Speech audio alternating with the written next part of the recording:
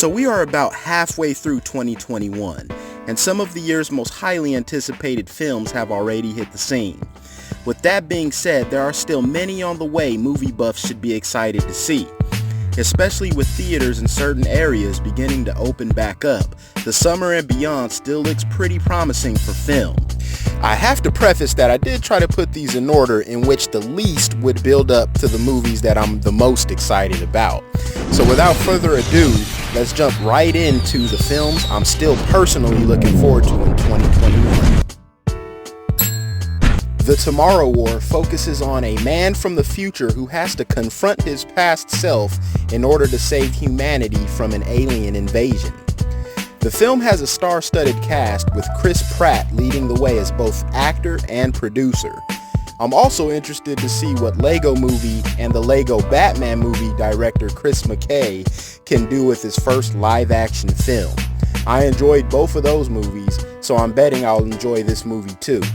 It comes out July 31st and might be one of those first big summer blockbusters, although you may have to wait to get the true blockbuster experience, as this one will more than likely have to be enjoyed from home as it's being released on Amazon Prime Video.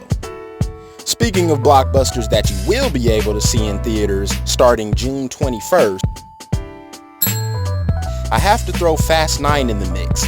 Now I know what some of you may be thinking, this movie looks ridiculous, and it does, but you can't deny this franchise and its movies are the epitome of summer blockbusters. They offer a little bit of everything from action, comedy, and even a little bit of romance. They're perfect for the whole family, and on a summer night, you can't go wrong. I don't know what the fuck they're really doing anymore as far as the storyline goes, and I don't even think the filmmakers do at this point either. But with most of the original cast back, it's sure to be an entertaining ride. Pun fully intended here too, by the way. Although Halloween Kills has quite possibly the most generic movie title of all time, I can't not go see what my boy Mike is up to. The last film was helmed by David Gordon Green and co-written by Danny McBride of all people, which surprisingly completely revitalized the whole franchise in my opinion. It offered all of the campy elements that made the franchise what it was, but offered an actual storyline that didn't disrespect the lore of the original film. It comes out October 15th, just in time for Halloween, and with most of the 2018 cast returning, including the Scream Queen herself, Jamie Lee Curtis, this is a must-watch for me. So I have to admit, not much is known about this one, but the synopsis for Last Night in Soho details it as a psychological horror movie that focuses on a young actress played by Anya Taylor-Joy, who mysteriously ends up in the 1960s to meet her idol. Now that sounds cool and interesting and all, but all I see is that it's directed by Edgar Wright. For those who don't know, some of his films include Hot Fuzz, Shaun of the Dead, Scott Pilgrim, and Baby Driver, which are four of my favorite films. I know to some, his style is an acquired taste, but there is no denying he's one of the best directors working today. And at this point, I'm pretty much down to see whatever he puts out there. Most of his films have a comedic edge to them, but I'm kind of hoping he really sticks to the psychological horror element with this one, as I think he'd knock it out the park. This is also going to be an October release, so this is definitely a month that you're going to want to look forward to this year. The Matrix is a film that deserves to be remembered for more than just slow-motion fight sequences. Sure, it was innovative in that sense, but combined with these groundbreaking action sequences was a story that was equally as unique. It showed me that an action film could be both entertaining and thought-provoking. Although the franchise fell off after the first two films, its influence remained paramount in the film world, especially action movies. Exactly why the upcoming Matrix 4 film makes my list. I honestly can't wait to see this movie in hopes that it captures at least some of that same innovation it started with. The original cast, including Keanu Reeves and one of the Wachowski directors, are rumored to be linked to the film too. So this has all of the tools to be amazing. It comes out December 22nd and will be streaming on HBO Max, but this is one I personally am going to try to see in the theater. Chloe Zhao is fresh off of killing it at the Oscars, mainly including her win for Best Picture for the film Nomadland. It's rare to see Oscar-nominated or winning directors attached to Marvel or superhero films, but when they are, they craft movies that are critically acclaimed and quite literally change the world. This is exactly what Ryan Coogler did with the film Black Panther. Now, I'm not banking on there ever being another Black Panther movie, but The Eternals could be great in its own right, especially with Zhao being behind the camera. She's got a good eye, and she'll be working with great source material and an all-star cast that includes names like Salma Hayek, Kit Harington, Richard Madden, Kumail Nanjiani, and Angelina Jolie. For those of you who aren't familiar with the Marvel Universe, the film focuses on a group of celestial beings that turn up on Earth in order to protect against the threats called the Deviants. I don't think I need to say check this one out November 5th, as I think it already has the capability to be the most successful movie of the year. So I'm a huge fan of the Candyman franchise. As a kid, I think I was traumatized by this figure who would just show up and kill you simply for uttering his name 3 times. As I got older, the less I believed in superstition, but you still can't dare me to say this man's name 3 times in a row still to this day. The franchise also holds a special place in my heart because I think it's one of the first films I saw to feature a black lead in a horror film who was just as cool as he was scary. This new version also features a predominantly black cast, including a black director, and has none other than Jordan Peele attached as a writer and producer. It appears to take place in current times, in the same neighborhoods Candyman plagued before, but it is told from the perspective of a man who begins using his past deaths as inspiration for his paintings. I'm really excited to see an updated spin on this cult classic, and I imagine a lot of horror fans are just as excited as I am. Check this one out in theaters August 27th if you dare.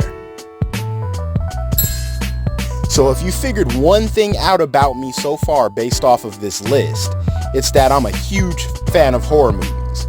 So it makes no surprise that most of the films I'm anticipating are from that genre, and Antlers is perhaps the movie I'm the most excited to see this year.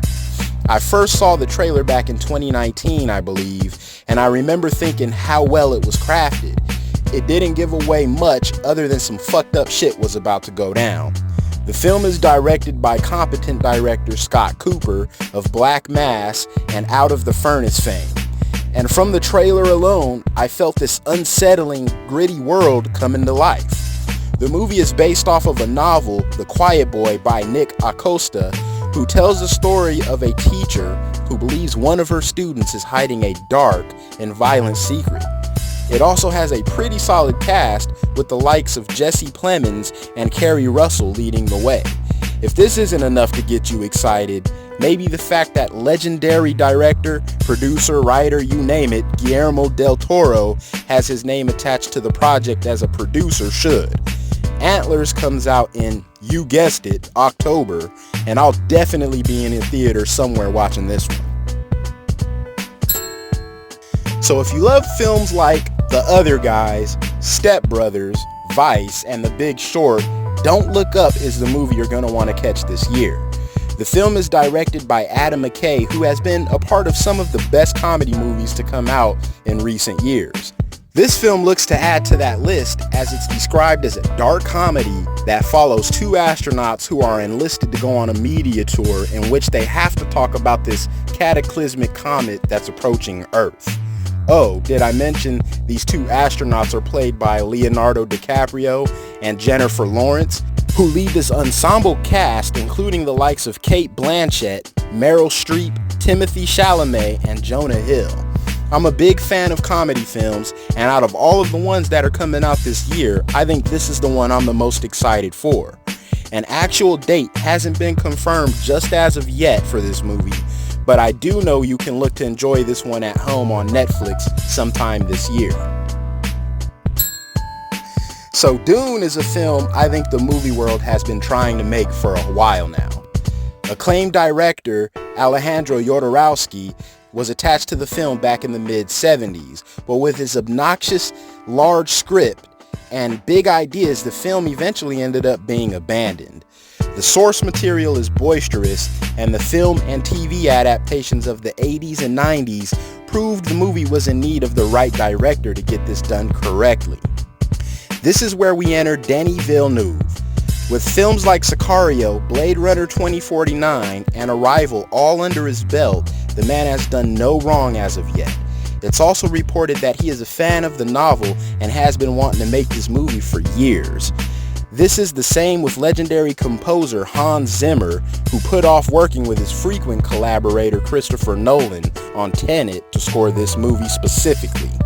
This alone has me excited, but when you take into account the cast list that includes names like Timothée Chalamet, Josh Brolin, Rebecca Ferguson, Oscar Isaac, Zendaya, and David Bautista, to name only a few, this film is destined to be great and has the potential, in my opinion, to be the biggest draw of the year.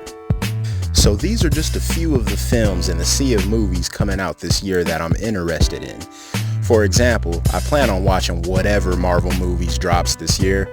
And not to sound too hipsterish, I'm more than likely going to see whatever companies like Neon or A24 have in store as well. Movies with Al plans to cover and review as many movies as possible this year, as that's the main focus of this channel. It doesn't mean it's the only focus, however, as I'll be working on film analysis and other lists as well, kind of like this one. So if you're someone who loves movies, you may want to stick around. Also, it'd be greatly appreciated if you could click the like and subscribe buttons below, as that would help out a great deal. Anyways, I'd love to hear what you guys are interested in seeing the rest of 2021. Please let me know in the comments below. I want to say thanks one last time for sticking around. This is Al, and I'll catch y'all on the next one.